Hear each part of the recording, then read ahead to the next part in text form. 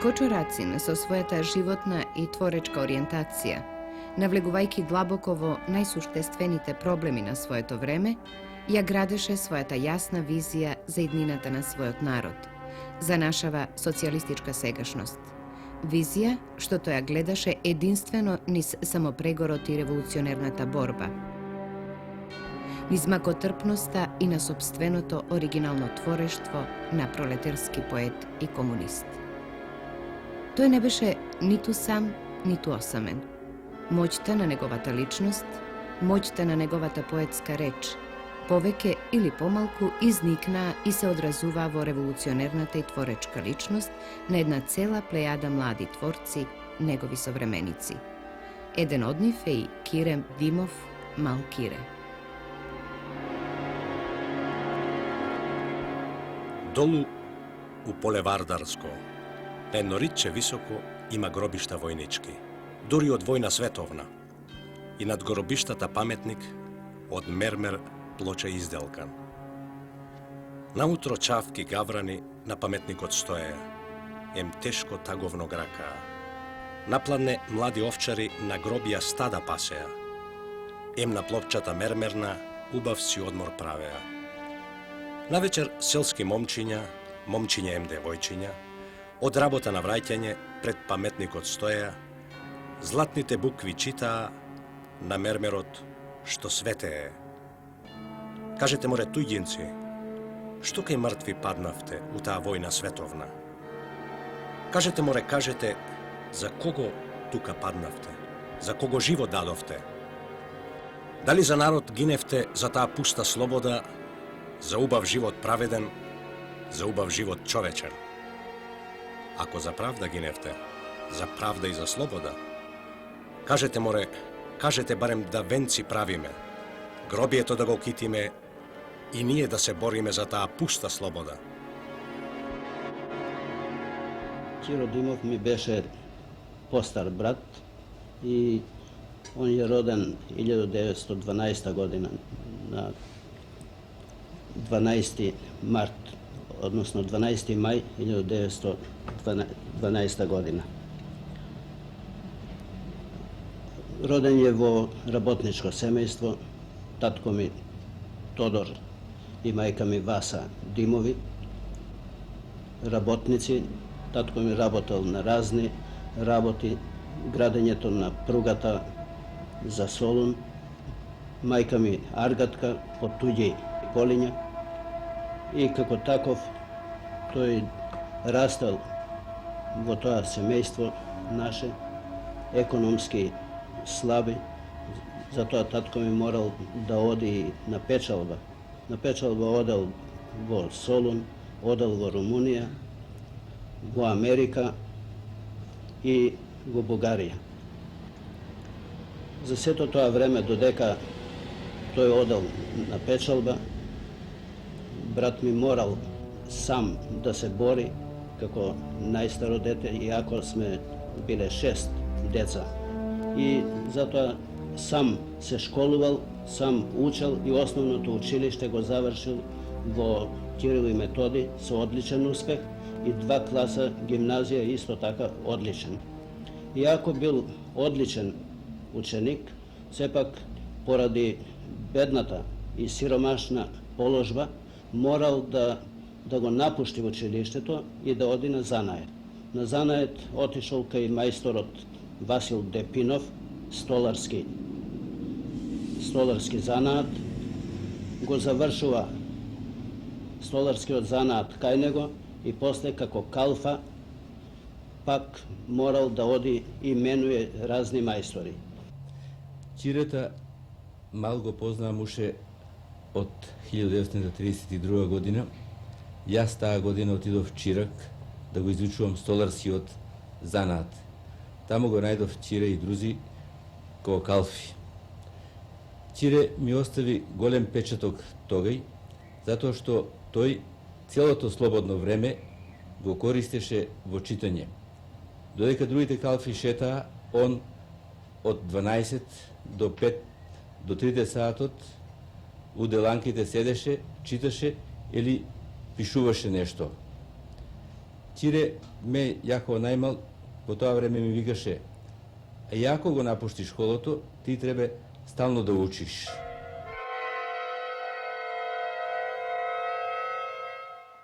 Другар, знаеш ли дека овие патеки наши со трње се полни, а малку се патиштата што водат кон среќата, задоволство што нудат?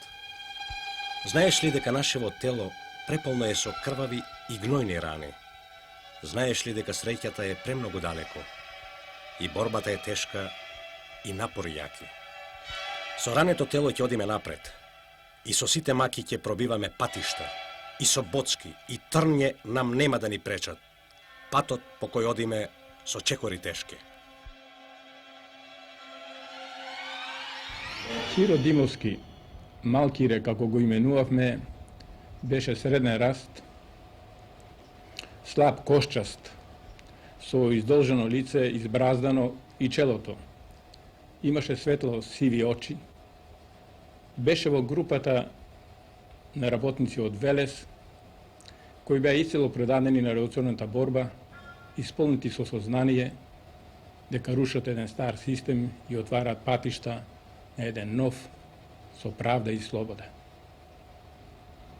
Книгата на Ќиро му беше стален придружник во животот. Тој не може да го замислам на улица или ма дена друго место да го сретнам, а да во своите джепови немаше весници или напредни списанија. Тој имаше нешто рациново во себе и тој беше воодушевен од рацина. Тоа се одрсуваше и во неговата поезија, по мотивите, по формите, по се оноа што го имаше го носеше Рациновата поезија. Како другар на Кочо Рацин, постојано е во компанија со напредната велишка интелигенција и работничка младина. Има многу желба да учи, да чита и поради тоа и сам почнува да пишува под влијание на Кочо Рацин. Пишува и прозни текстови и песни. Се сеќавам негде во почетокот на 30-тите години објави еден прозен текст во едно црногорско списание под наслов "Паѓање од скеле". Исто така учествуваше во приготвување на програми за приредби што ги даваше напредната работничка младина во Тито Велес. Програмите се приготвуваа во просториите на синдикатите, а во тоа подготвување учествуваше Кочо Рацин, а му инсистираше и Малкире.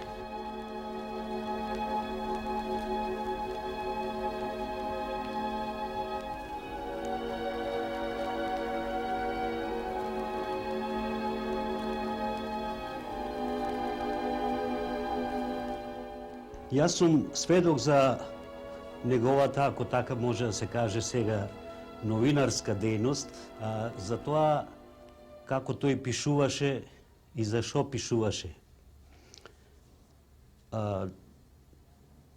Особено на Малкире му се даде можност да се изрази како новинар во весникот Наша реч, која се појави во почетокот на 1939 година во Скопје, како легален орган на партијата, и во кој јас пак бев и повереник, а во исто време и дописник. Овој вестник во Македонија ги собра скоро сите помлади што имаа нешто да кажат или од краиштата што имаше некој проблем за тој крај. Од Велес имаше повеќе дописници што пишуваа. Меѓутоа, прелистувајќи ја сега Наша реч, ќе видиме дека најголемиот број не е подпишан. Меѓутоа, за разлика од сите останати се од Кире Малкире, сите скоро дописки со негов личен подпис Малкире или МК се подпишуваше. Доколку се прелиста сега денеска овој вестник, ќе се види дека тој за разлика од сите останати најдобро ги изрази во тоа време приликите стопански, културни и со еден збор политички во Велес. Уште во првите броеви можат да се забележат негови статии, негови дописки од Велес, како што е дописката прво под наслов Нешто за филмот, потоа Младината и мирот како поопшти теми, подоцна положбата на работниците во Велес, или дописката под наслов До кога вака, посветена на безработицата во Велес, една репортажа во фабриката за керамиди, условите на работата на работниците во керамичката фабрика на Левкови тогаш. Главниот уредник на Наша реч, Дејан Алексич, кој сега по ослободувањето издаде една цела книга за Наша реч, говорејќи за дописниците и давајќи кратки подаци и поедини особености за некои, за Малкире од Велес ќе го рече следното. Димов Кире, работник, спаѓаше во најактивните и најдобрите дописници во Наша реч. Најголем дел од објавените тој ги пишуваше под името Мал Кире и како таков добро и беше позната македонската читачка публика, особено на работничката. Тој често пишуваше за разните акции на велешките работници во борбата против буржуазијата и експлоататорите, за положбата и задачите на младината, како и за разните обштествени, економски и културни проблеми. Пишуваше со лесен стил, што беше пристапен до обичниот читател. Ние нема што да додадеме на ово, освен да подлечеме дека Малкире, како и во современата поезија, така и во современата журналистика, стави, сложи по еден камен во нивните темели.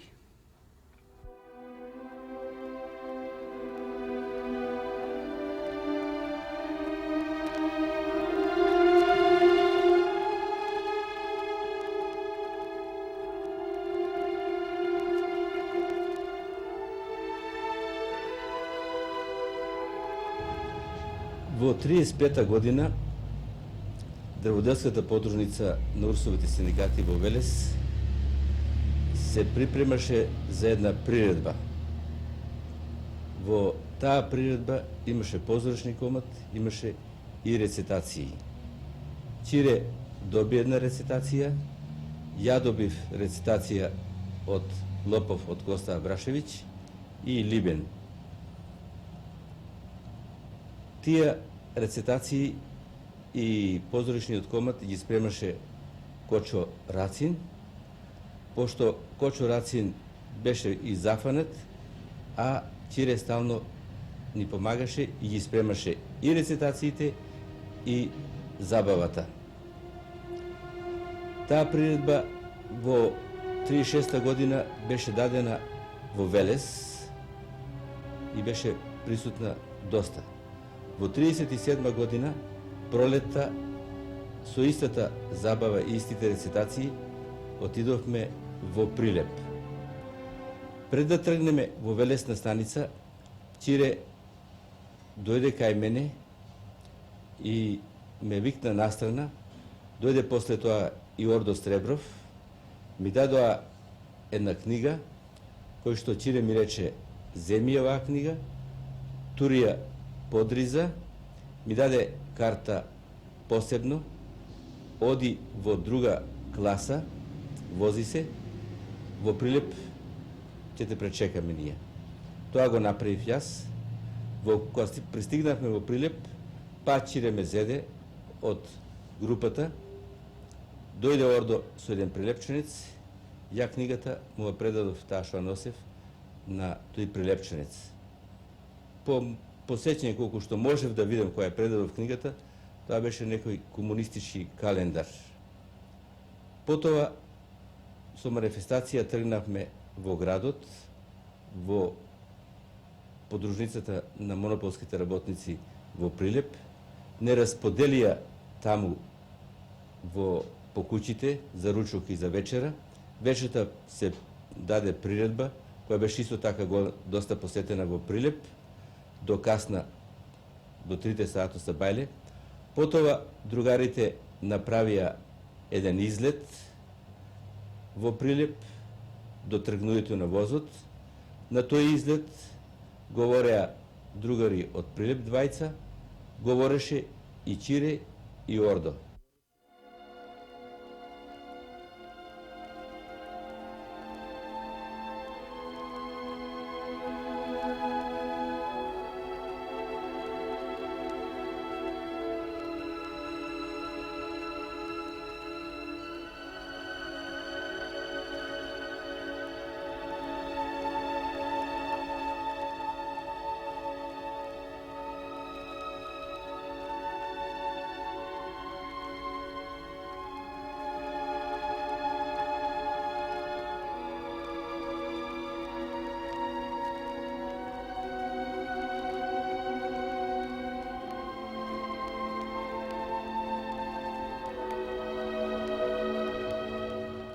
Од 36-та, 37-та, 38-та, 39-та и 40-та година во Белград се одржаваше синдикална школа.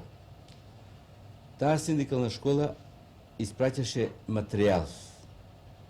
И ние во Велес оформивме дописна школа. Тој материјал го учевме, а Кочо Рацин и Чире го тумачеа, пошто ние не бевме толку спремни да тој материјал сами го разработуваме. Од кога го проучувавме тој материјал, Чире не испитуваше. Осим таа дописна школа што беше поставена во Велес, беше оформени и едно друго изучавање, припремање на работниците не припремаа, се викаше усмени новини. Тие усмени новини Чире и Кочо Рацин поставуваја прашања. Кој е Марс, што е марксизам и така, натака и други прашања, ние одговорувавме.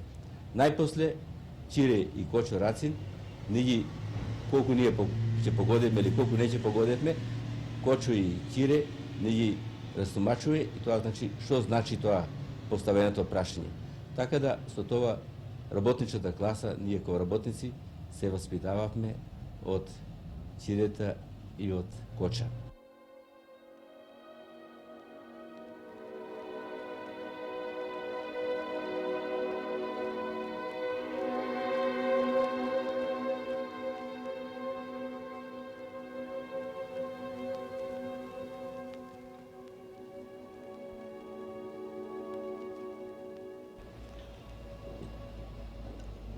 Покрај тоа што тука тој работеше, а немаше доволно работа, најпосле мораше да го напушти Велес и да оди во Белград. Во Белград отиде заедно со Димче Мирчев, исто така столарски работник, негов другар, и Трајко Капчев, кој што беше металски работник. Моето дружење со Кира беше посебно зачестено во времето кога јас ја напуштив гимназијата и станав градежен, а покасно и монополски работник. Нашето пријателство и другарство продолжува и во Белград, кога доаѓа на привремена работа како доброделски работник. Тој веднага се најде во групата македонци, кои целиот свој живот беше го подредиле на борбата на работничката класа и партијата. Тие секој ден беа таму каде што бараше денот на борбата. Секој ден на некој начин беа ангажирани, било преку штрајкови, или ги помагаа штрајковите, пишуваа летоци, и сврлуваа летоци, пишуваа пароли, се сообуваа со полицијата, беа апсени и протерувани. Така, во тој период, заправо, тој и неговите другари револуционерно се челичеа и при своето враќање во Македонија, сето тоа револуционерно искуство го пренесува на своите генерации и младите генерации. Во тоа време беше и Рацим во Белград. Живеевме со него во иста куќа и иста соба. Тој чувствуваше натршна потреба за почести контакти со овие луѓе, со овие другари. Така да ние секоја недела предпладне ги посетувавме другарите, било тоа се на Дорчол, било да тоа доле во Чубура. Тука од тие разговори, од тие односи може да се види колку тие работници живееја со Рацина и колку он живееше со нив. Тој при овие посети понекогпат носеше не само напредни весници и списанија од Југославија, туку носеше со себе и руски, француски и чешки списанија. Неописива е радоста, посебно кога Кира, со неговиот тој младешки присутен темперамент, колку тој се водушевуваше со самиот допир и со оваа литература. Тука он кога почувствуваше за заедничката борба и на народите од другите краеви на светот, и тогај си спомнувам, ќе ги повтореше зборовите на Рацина, ќе победиме. Во 1940 година, у септември месец, имаше демонстрации во Белград и на Кошутњак имаше еден излет. На тој излет беше и брат ми, и оттаму при тоа бркање и пукање од страна на полицијата, која што беше, после тоа имаше и хапсење.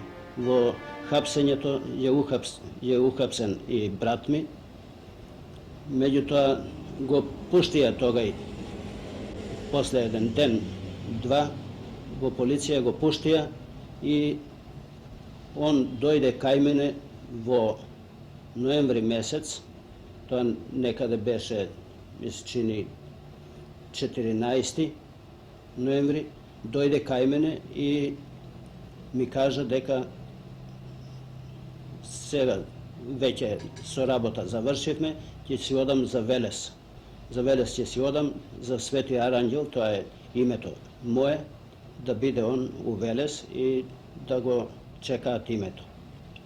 Меѓутоа, после 2 дена, дојде татко ми во Белград, затоа што ја бев таму војник, дојде и ми кажува, брат ти умре. Умирањето негово се утврди и во болница дека е по пат на тровање, затоа што бил претходно дента, бил во полиција затвора.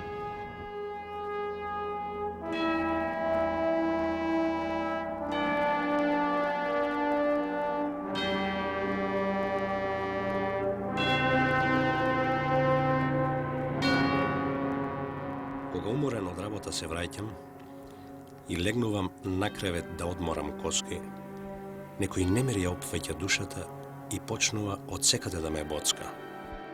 Сеќавања разни ме молат од сите страни. Како стрели душева ми ја убиваат млада. Спомени стари ртат како од гроб. Ми ги тресат нервите. Ја тресат душата млада. Се сеќавам на многу трнливи патеки. Патишта туѓи, долини мрачни, надевања многу, мечтања сладки и минати борби неповратни. Пред лик ми идат многу херои, заборавени жртви на изгубени сцени, луѓе со идеали, барање и вера, сите што ги положија животите цели. Се сеќавам на сите борби, на сите настојувања, глупи обиди и издајства срамни, погрешни потези, стравувања празни и многу напори на успеси славни. Се сеќавам на детството и чиракувањето, Балканите улици, мрачниот стан. Се сеќавам на сите мои слугувања и на денови многу поминати во беда. Се сеќавам и на тебе, другарко моја. Ти што утеха ми беше. На тебе сета надеж ми се свила.